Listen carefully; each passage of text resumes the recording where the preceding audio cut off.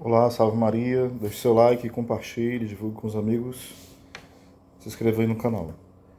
Quero falar um pouco sobre o grupo dos saduceus, né? Eles chegam para Jesus e colocam uma questão que está lá em Deuteronômio, sobre se alguém casa com a mulher, se o homem casa com a mulher e ele vem a falecer sem deixar filhos. Então, o que acontece? Pela lei do levirato, lá em Deuteronômio, a pessoa pode e deve, né? Se a pessoa tem irmãos, esse irmão deve assumir essa esposa que ficou viúva. E daí, uma vez gerando filhos, é como se fosse o filho do primeiro marido, né? Pela lei do levirato. Só que eles citam a situação que existem 7 irmãos. Então, à medida que o segundo assume, a mulher, que no caso ficou viúva, né? Ele também falece. E assim acontece com o terceiro, com o quarto, com o quinto, com o sexto e o sétimo. Os 7 morrem e não teve filhos, né, com essa mulher. E essa mulher vem e falece. Na outra vida, na vida eterna, essa mulher será a esposa de qual dos 7 maridos? Se nenhum deles teve filho com ela, os 7 foram maridos, como é que vai destrinchar isso? Aí Jesus mostra o quanto eles são ignorantes na escritura, porque um dado, né, que já está apontado ali na escritura, os saduceus não acreditavam na ressurreição dos mortos. O texto deixa claro isso, né? Eles também não acreditavam na imortalidade da alma. Eles não acreditavam em anjos nem em demônios. E várias outras coisas eles não acreditavam. Os saduceus, eles eram muito influentes por serem de classe sacerdotal. Eles também tinham como função a questão do cuidado do templo. Mas eles estavam com amarras muito grandes com Roma, né? Então, eles, no lugar de serem fiéis a, ali a Deus e ao povo de Deus, eles estavam seguindo os outros interesses, os interesses próprios e daqueles que dominavam o povo de Deus. E claro, quando você busca os seus próprios interesses, a fé ela vai desfalecendo, vai se apagando, né? Vai se equivocando. Entra a heterodoxia aqui, se não tiver cuidado, heresias, apostasias e por aí vai.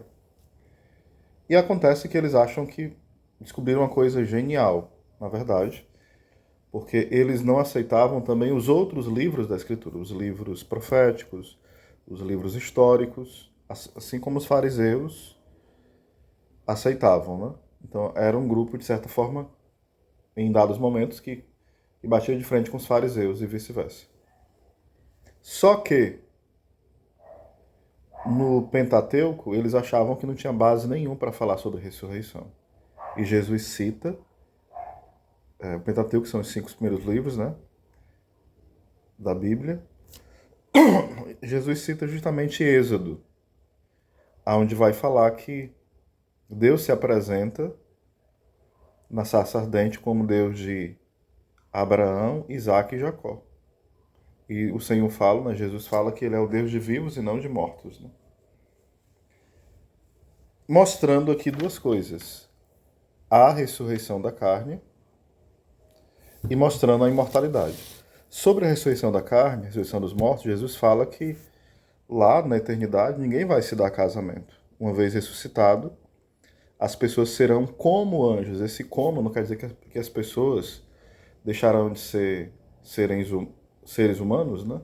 E virarão uma outra natureza, natureza angélica. Não é isso que Jesus está falando. Ele está falando de um estado aonde não precisa e não se tem mais necessidades temporais, básicas. Alimentação, propagação da espécie,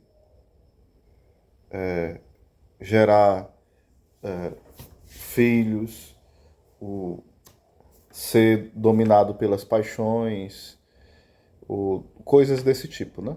Então Jesus mostra as qualidades do corpo ressuscitado e da pessoa ressuscitada, que lá viveram na pureza, na santidade e sem esse vínculo afetivo que é ligado à questão da sexualidade no sentido conjugal, né? Ninguém vai se dar em casamento. Óbvio, as pessoas se conhecerão, as pessoas se amarão, se respeitarão de forma perfeita, mas não se darão mais em casamento. Deus será o nosso foco de desejo, mas já um desejo consumado, né? Eu falo desejo, mas é impróprio a palavra porque o desejo de Deus já foi consumado ali. Então, Deus será todo o foco da nossa atenção, da adoração. A relação com os irmãos, no sentido de vínculo, de amor, vai haver, mas não vínculo conjugal, vínculo carnal, certo? E Jesus vai falar também, aí mostrando lá em Êxodo, sobre a imortalidade da alma, quando ele vai falar que, citando Êxodo, né, que Deus é o Deus de vivos e não de mortos, ele é o Deus de Abraão, Isaac e Jacó.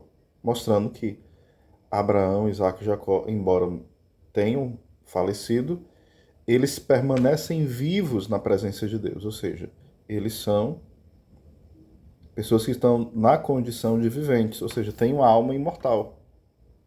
Então derruba a tese dos saduceus da incredulidade na imortalidade da alma e também na ressurreição da carne, a visão errada que eles tinham da ressurreição dos mortos.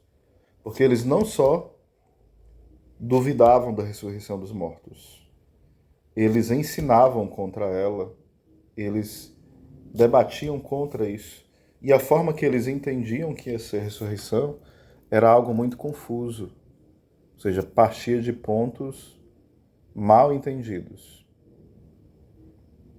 Para eles também não era interessante que as pessoas tivessem esperança, né, na vida eterna. Então, focasse mais aqui e agora. Então, Jesus destrincha isso, mostra que mesmo eles tendo a Torá, eles começam a ler as Escrituras de uma forma confusa, com mau entendimento. O que isso mostra para nós, em especial, é que nós devemos ter cuidado porque muitas vezes nós podemos estar com as Escrituras, mas estar cegos diante dela. Não conseguir enxergar o óbvio. Mas para isso precisamos de um coração humilde. Deixar que o Espírito Santo nos ensine. Nos ensine através do santo magistério da igreja. Nos ensine pela vida de oração. Nos ensine pela história da igreja e pelos escritos dos santos, dos doutores, para que a gente não venha cair em erros semelhantes ou piores do que esses que os saduceus caíram, que foram levados, né, e foram endurecendo o coração, foram se fechando. Aquilo que a Escritura, aquilo que a ortodoxia da fé apresentava para eles, eles foram se fechando nesse mundinho deles e tentando ter embates com Jesus, ficar contra Jesus. Então, é um pouquinho aqui sobre os saduceus, tá bom? Um abraço, salve Maria.